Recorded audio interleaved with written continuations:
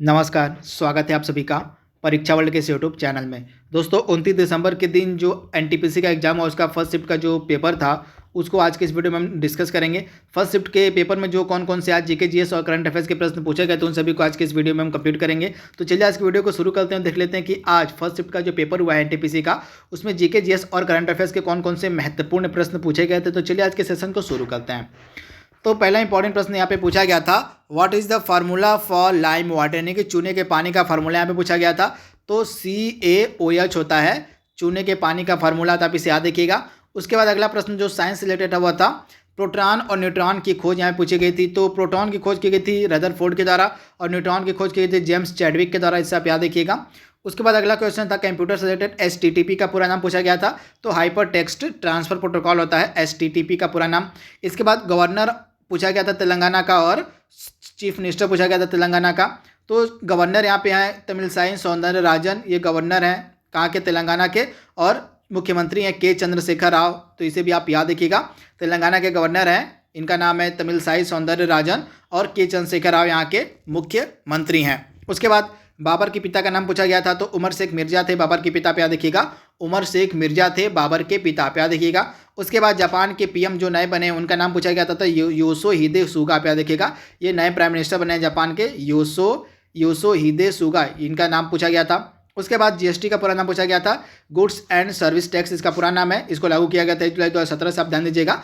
GST का जो पूरा नाम था पूछा गया था, तो जीएसटी का पूरा नाम है गुड्स एंड सर्विस टैक्स और इसको लागू किया गया था केंद्र सरकार के द्वारा 1 जुलाई सन 2017 को, तो इसे भी आप ध्यान दीजिएगा। अगला प्रश्न पूछा गया था, जो जीएसटी है किस प्रकार का टैक्स है। तो जीएसटी जो है यह अप्रत्यक्ष यानी कि इनडायरेक्ट टैक्स है, आप ध्यान दीजिएगा। जो जीएसटी है यह इनडायरेक्ट टैक्स का एग्जाम्पल है। उसके बाद पूछा गया था सीन कॉनरी कौन है। तो आपको पता होगा सीन कॉनरी एक स्कॉटिश एक्टर थे, यानी कि स्कॉटिश अभिनेता थे सीन कॉनरी, जिनका हाल ही में निधन हो गया था, आप ध्यान दीजिएगा। यह एक अभिनेता थे सीन कॉनरी, जिनका हाल ही में निधन हो गया था। करंट अफेयर्स का प्रश्न है।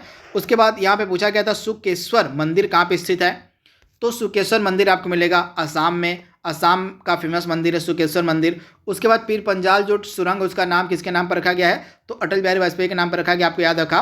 पीर पंजाल जो सुरंग है इसका जो नाम है अटल बिहारी वाजपेयी के नाम पर रखा गया है। इसके बाद दुनिया की सबसे बड़ी ताजे मतलब मीठे पानी की झील यहाँ पे पूछा जा रहा है। तो दुनिया की सबसे बड़ी मीठे पानी की जो झील है यह कौन सी है। तो इसका नाम है सुपीरियर झील, आप याद देखिएगा। जो मीठे पानी की सबसे बड़ी झील है ताजे पानी की, उसका नाम है सुपीरियर झील, तो इसे भी आप याद रखिएगा।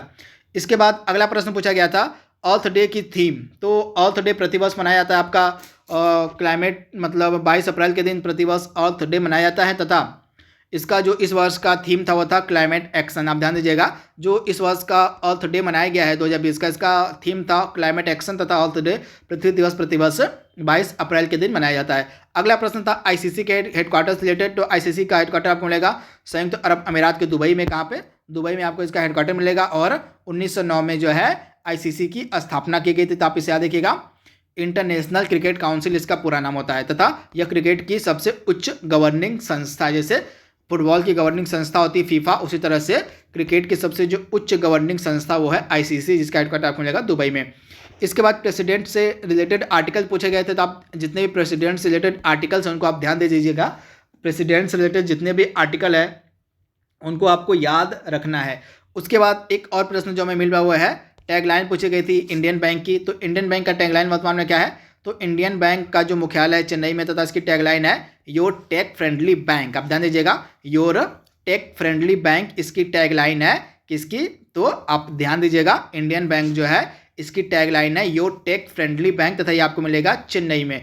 तो दोस्तों आज जो सेकेंड शिफ्ट का पेपर कंप्लीट हुआ, मतलब फर्स्ट शिफ्ट का पेपर कंप्लीट हुआ है 29 दिसंबर के दिन, उसमें कुछ प्रश्न जो हमें मिल पाए तो उसको हमने डिस्कस कर लिया है। जल्दी मिलेंगे हम अगले इसके सेकेंड पार्ट में, जो सेकेंड शिफ्ट का पेपर होगा उसके क्वेश्चन के साथ। तब तक के लिए thank you, thanks for watching, thank you.